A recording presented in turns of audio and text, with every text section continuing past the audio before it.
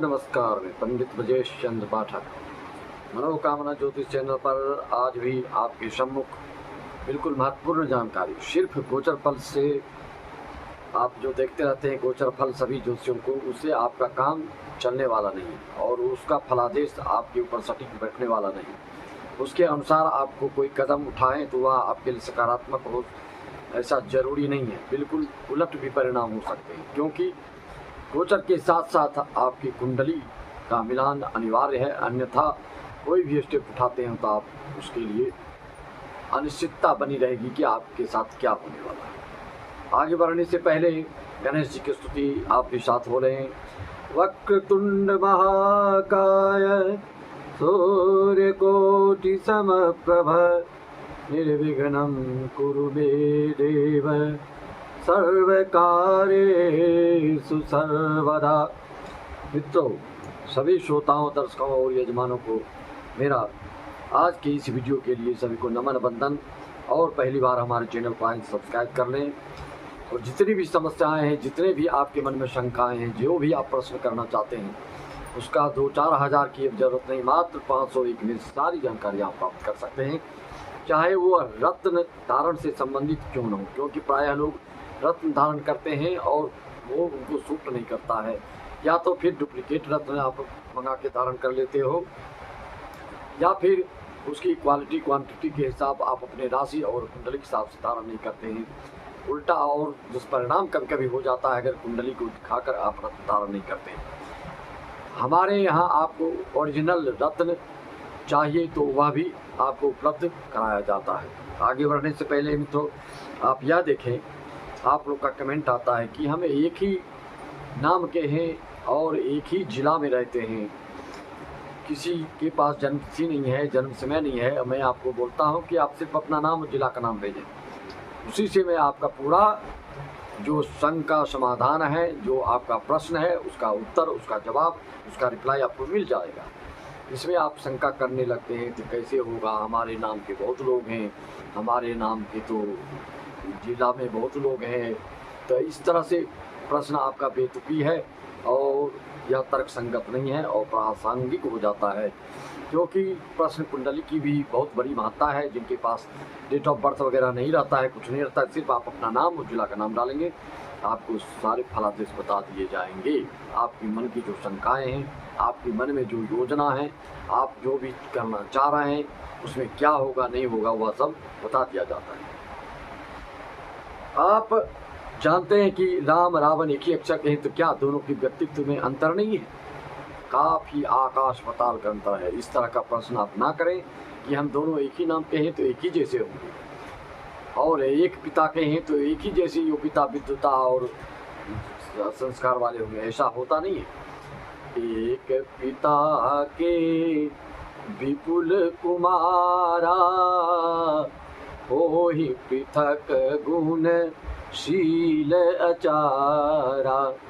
एक ही हो, 4 संतान है आपके, चारों संतान 4 तरह के हो सकते हैं। कोई डॉक्टर बनेगा, कोई इंजीनियर बनेगा, कोई किसान बनेगा, कोई कुछ भी बन सकता है। ये जरूरी नहीं है कि एक ही सब बेटा आप ही जैसे बने या सभी बेटा एक ही चीज़ में आगे बढ़े, ऐसा कदापि नहीं, कभी नहीं, यह संभव हो ही नहीं सकता, असंभव है। अगर आपके राहु शनि मंगल खराब हो, मार्केश हो, या आप देखेंगे ये ग्रह अगर आपके बाधक हैं, तो आपके जीवन के चतुर्थ चरण में अगर चल रहे हो, चतुर्थ चरण आपकी जो आयु है उसके चौथे चरण में, उसको 4 भाग बांटिए। अगर उस स्थिति में आपके हैं, 45-50 के ऊपर के हैं, या जो ग्रह दशा है चल रहे हैं, तो ऐसे में हो सकता है कि आपके साथ आपके घर वाले ही, आपके सुपुत्र लोग ही वृद्धाश्रम में आपको डाल सकते हैं, या किराए में असुविधाजनक स्थिति में आप जीवन का अंतिम चरण बिता सकते हैं।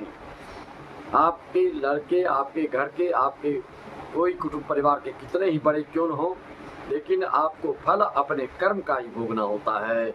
जो पूर्व जन्म में आपने कर्म किया वही इस जन्म में आपको भोगना होता है। कोई आपका अपना नहीं है, आपके कर्म ही अपने और पराये हो जाते हैं।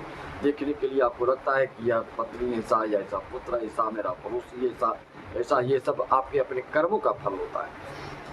आप जिसके गुरु चौथे में हो, चतुर्थ भाव में, सुख भाव में हो, माता के भाव में, तो ऐसे लोगों को क्या होता है, आप कभी अच्छे से अच्छे घर बनाते हैं, कई लोग बना भी रहे होंगे सिंह राशि वाले, लेकिन बनाने के बाद आपको बेचने की भी संभावना 90% आती। क्यों बेचने का मतलब यह नहीं कि आपको कोई ज़रूरत पड़ गया और कोई आर्थिक विषमता आ गई इसलिए बेच रहे हैं, शौक से भी आप बेच सकते हैं और उसमें फ़ायदा भी आपको होता है। चतुर्थ भाव का जो गुरु होता है वह आपको इसमें ज्योतिष शास्त्र में घर, मकान, बंगला आदि के लिए उतना उपयुक्त नहीं बताया गया है। यह हो सकता है कि आपको सरकारी बंगला मिल जाए और मकान मिल जाए, सरकारी अच्छे वाहन मिल जाए, लेकिन स्वयं के होने के लिए यह किसी न किसी तरह से इसमें विषमता, विरोधाभास और विपरीतता देखी गई है। तो अगर चतुर्थ भाव में गुरु है, आप घर बन रहे हैं, यही दिशा चल रहा है, तो बनाकर 1-2 बार तो जरूर आप घर बनाते हैं या रेडीमेड खरीदते हैं तो उसको बेच ही देते हैं। ये रहस्यमयी जानकारी आप अपनी कुंडली के माध्यम से समझ सकते हैं, देख सकते हैं और मार्गदर्शन ले सकते हैं। आप देखेंगे कि आपके घर में जब भी आपका राहु अगर चतुर्थ कुंडली में बैठा है तो आपके घर में समान अस्त व्यस्त ही पाया मिलता है। छत पर भी पूरे करकट रहते हैं, जिससे कि आपको मानसिक टेंशन, डिप्रेशन, एंजाइटी वगैरह से आप ग्रसित हो जाते हैं। तो इस पर हमेशा ध्यान रखना चाहिए। जिसके चतुर्थ भाव में राहु हो तो चाहे कैसा भी हो, आपको घर, घरेलू, खास करके बाथरूम आदि पर भी विशेष ध्यान देना चाहिए। और सर्प भय तो ऐसे जातक को प्रायः रहता ही रहता है। आप देखेंगे ऐसे जातक बड़े बड़े सरकारी नौकरी में ना हो तो बड़े बड़े कंपनियों की तरफ से आपको विशेष सुविधा दी जाती है और उस सुविधा को आप जीवन पर्यंत सुख भोगते हैं। और अंत में जब सुविधाहीन होते हैं, जब आप नौकरी से वंचित होते हैं, तो इकट्ठे आप पैसा लेकर अलग होते हैं और आपका पैसा इधर उधर हो जाता है और जीवन के अंतिम चरण में आपको लेने के देने पड़ जाते हैं, आपकी सारी सुख सुविधाहीन हो जाती है। जिसके दशम भाव में सूर्य होते हैं वह भी प्रायः जैसे सूर्योदय होता है, सूर्यास्त होता है, तो उसी तरह से जीवन में बहुत तरक्की, मान सम्मान और यश, कीर्ति, पद प्रतिष्ठा प्राप्त होती है। लेकिन बुढ़ापे में आपको अपने जीवन के अंतिम चरण के लिए जरूर इकट्ठा कुछ न कुछ गुप्त रूप से रखना चाहिए, अन्यथा आपको बहुत ही दयनीय स्थिति, निरुपाय, निरीह, दीनहीन अपने आप को महसूस कर सकते हैं।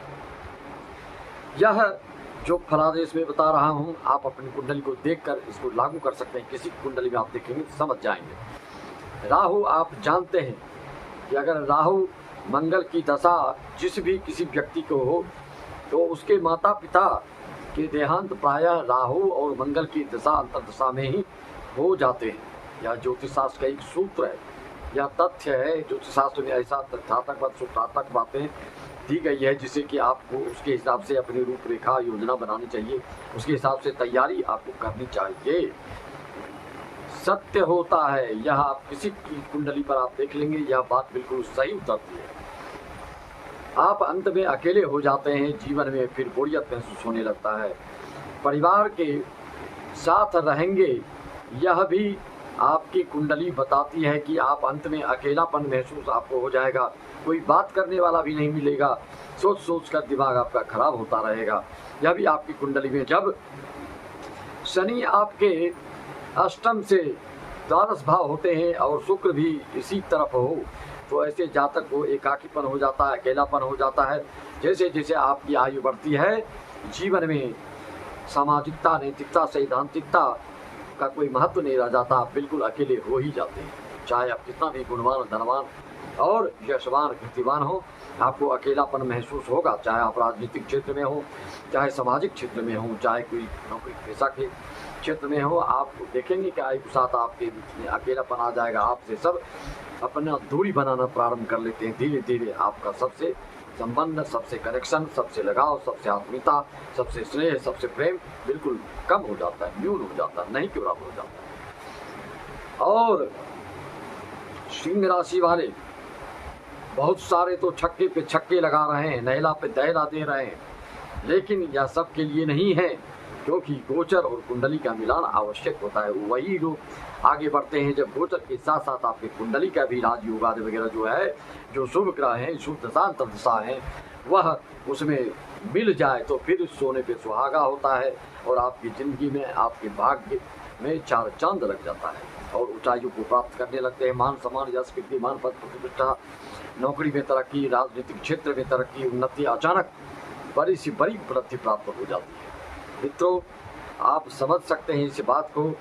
ग्रह गोचर से खाली आप कभी भी कोई निर्णय, कोई उससे फैसला मत लें, अन्यथा आपको बहुत ही दिक्कतों का सामना करना पड़ता है। मैंने बहुत सारी कुंडलियों को देखा जो कि गोचर को देखकर अपना उन्होंने निर्णय लिया, बाद में बहुत पछतावा हुआ। उनका प्रायश्चित क्या उन्होंने किया, हमारे इतने धन डूब गए। उसके लिए आपको अपनी व्यक्तिगत जानकारी है तो गोचर के साथ साथ कुंडली का सहयोग अनिवार्य है। मित्रों, आप जो देखते हैं कि आपकी जो पूंजी है वह लगाकर कोई कार्यक्रम आप करते हैं और उसका फल क्यों नहीं मिलता है, क्योंकि शास्त्रों में ऐसा वर्णन आया है कि वह फलीभूत तभी होगा जब भी कोई आप धार्मिक आयोजन करते हैं, भागवत करें, रामायण करें, किसी कुंडली के ग्रह दोष आदि की शांति करें, लेकिन घर में इसके लिए आपको लड़ाई, तू मैं, लड़ाई झगड़ा हो तो निश्चित तौर पे आपको फल नहीं मिल सकता है। और आप जो भी नाम संकीर्तन करते हैं, भौतिकता चीज़ की प्राप्ति के लिए, आप सुख सुविधा की चीज़ों की प्राप्ति के लिए जो नियम है, जो विधि है, उसके हिसाब से ही आप प्राप्त करते हैं।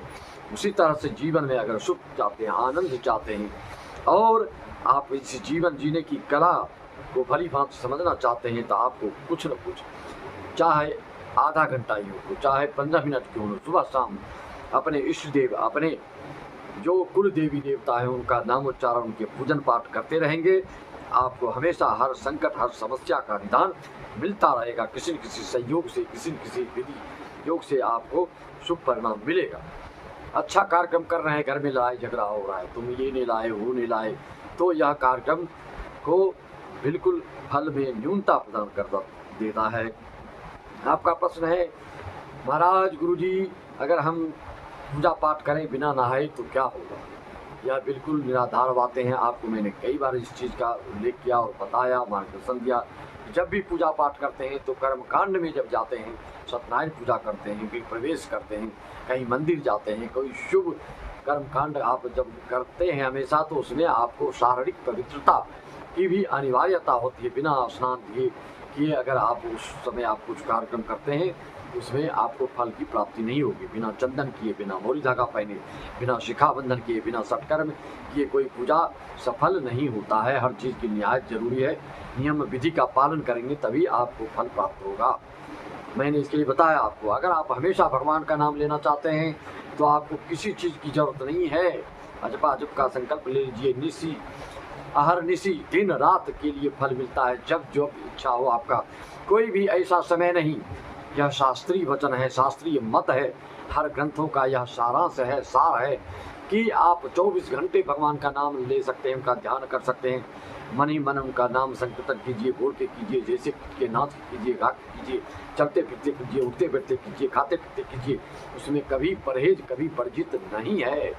नाम उच्चारण के लिए 24 घंटा में कोई एक सेकंड कोई ऐसा निकाल कर बता दे इस समय हम नाम नहीं ले सकते हैं, ध्यान नहीं कर सकते हैं, तो वह सरासर गलत बोल रहा है।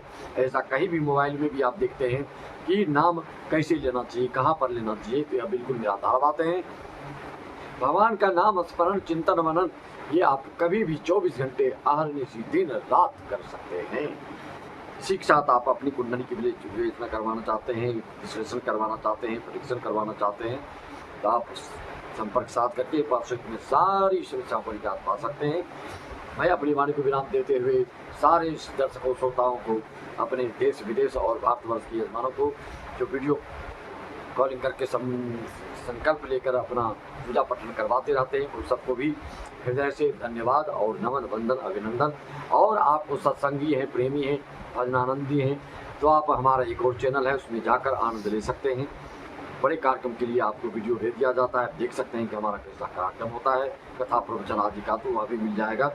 सर्च मारिए यूट्यूब में PC पाठक भागवत कथा।